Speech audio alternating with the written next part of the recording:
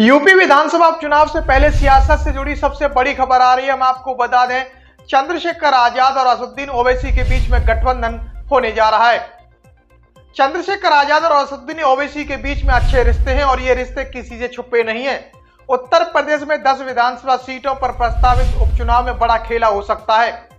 उत्तर प्रदेश स्थित नगीना से लोकसभा सांसद चंद्रशेखर आजाद और एआईएमआईएम प्रमुख असदुद्दीन ओवैसी हाथ मिलाने जा रहे हैं और यदि ऐसा हुआ तो यूपी में ये नया समीकरण बड़े दिग्गजों की नींद उड़ा सकता है। सबसे ज्यादा नुकसान समाजवादी पार्टी के राष्ट्रीय अध्यक्ष अखिलेश यादव को हो सकता है, क्योंकि ये नया गठबंधन अखिलेश यादव के पीडीएफ फॉर्मूले में सेंध लगा सकता है। दूसरी ओर में कांग्रेस की भविष्य की संभावनाओं पर भी ब्रेक लग सकता है। सियासत के लिहाजा से दोनों के नाम ही बड़े हैं। यदि दोनों में गठबंधन की घोषणा हुई तो फिर यूपी की सियासत में बहुत कुछ बदल सकता है। सूत्रों की माने तो 2027 से पहले इस गठबंधन में ओबीसी या जनरल वर्ग का नेतृत्व भी शामिल करने की तैयारी है, जिसका असर यूपी विधानसभा की 300 से ज्यादा सीट पर पड़ सकता है। एडवोकेट चंद्रशेखर आजाद और असदुद्दीन ओवैसी के बीच में अच्छे रिश्ते हैं और ये रिश्ते किसी से छिपे भी नहीं है, लेकिन अभी इन्हीं रिश्तों की बुनियाद पर यूपी में दोनों गठबंधन करने जा रहे हैं। सूत्रों की माने तो आजाद समाज पार्टी और एआईएमआईएम के बीच में गठबंधन पर बात लगभग फाइनल हो चुकी है और इस पर कभी भी मुहर लग सकती है। और इस गठबंधन पर मुहर लगी तो फिर यूपी में इस गठबंधन का बड़ा असर देखने को मिल सकता है। गठबंधन पर मुहर लगते ही ओवैसी और चंद्रशेखर आजाद यूपी विधानसभा उपचुनाव की बाकी बची सीटों पर अपने प्रत्याशियों का भी ऐलान कर सकते हैं। और अब बात करते हैं यूपी विधानसभा उपचुनाव के लिए सबसे पहले सांसद चंद्रशेखर आजाद की पार्टी आजाद समाज पार्टी काशीराम में पश्चिमी यूपी की सबसे महत्वपूर्ण सीट मीरापुर सीट पर अपना प्रत्याशी घोषित किया गया है। मुजफ्फरनगर लोकसभा की मीरापुर विधानसभा सीट से चंद्रशेखर आजाद ने जाहिद हसन, गाजियाबाद सीट से सतपाल चौधरी और मीरापुर की बंजवा सीट से धीरज मौर्य को प्रत्याशी घोषित किया है। चंद्रशेखर आजाद ने यूपी विधानसभा उपचुनाव में सभी 10 सीटों पर चुनाव लड़ने का ऐलान करके सबको चौंका दिया है और सबसे पहले कई सीटों पर प्रत्याशी घोषित करके भी अपने इरादे जता दिए हैं। उपचुनाव भी उनके लिए कितना महत्वपूर्ण है और ओबीसी के साथ में चंद्रशेखर आजाद कितनी सीटों पर मिलकर चुनाव लड़ेंगे, इस पर भी लगभग बात बन गई है।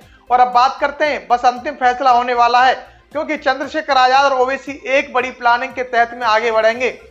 उपचुनाव के दोनों नेता बड़ा प्रयोग करने जा रहे हैं और अब सूत्रों की माने तो इस गठबंधन में ओबीसी और जनरल वर्ग से प्रतिनिधित्व देने की भी बड़ी रणनीति पर काम किया जा रहा है।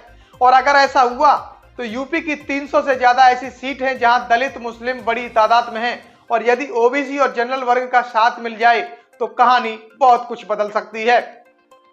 राजनीति की सियासत में एक नया मोड़ आ सकता है। पर्दे के पीछे कई अन्य वर्ग के बड़े नेताओं से भी बातचीत चल रही है और कई बड़े नेताओं ने भी भविष्य के लिए सहमति जता दी है। और अगर ऐसा हुआ तो फिर भाजपा, सपा, बसपा और कांग्रेस के लिए भी भविष्य के मुश्किलों पर पहाड़ खड़े हो सकते हैं। एडवोकेट चंद्रशेखर आजाद और ओबीसी एक तीसरा मोर्चा बनाकर एक नया विकल्प करने की रणनीति पर काम कर रहे हैं। दीगर है कि अखिलेश यादव ने पीडीएफ फॉर्मूले के सहारे ही लोकसभा चुनाव में कमाल करके दिखा दिया। पश्चिमी यूपी में इस फॉर्मूले का बड़ा असर दिखा कि बीजेपी सहारनपुर, मुजफ्फरनगर, कैराना और बिजनौर जैसी महत्वपूर्ण सीटें हार गई। और अब चंद्रशेखर आजाद और ओबीसी के बीच में गठबंधन होता है तो दोनों के यूपी उपचुनाव लड़ने का सबसे ज्यादा नुकसान सपा मुखिया अखिलेश यादव को उठाना पड़ सकता है, क्योंकि यह नया गठबंधन सबसे ज्यादा पीडीएफ फॉर्मूले को ही नुकसान पहुंचाएगा। यानी कि चंद्रशेखर आजाद और ओबीसी में गठबंधन की बात पूरी तरह बन गई है। जल्द ही वह सीटों पर भी ऐलान करने वाले हैं।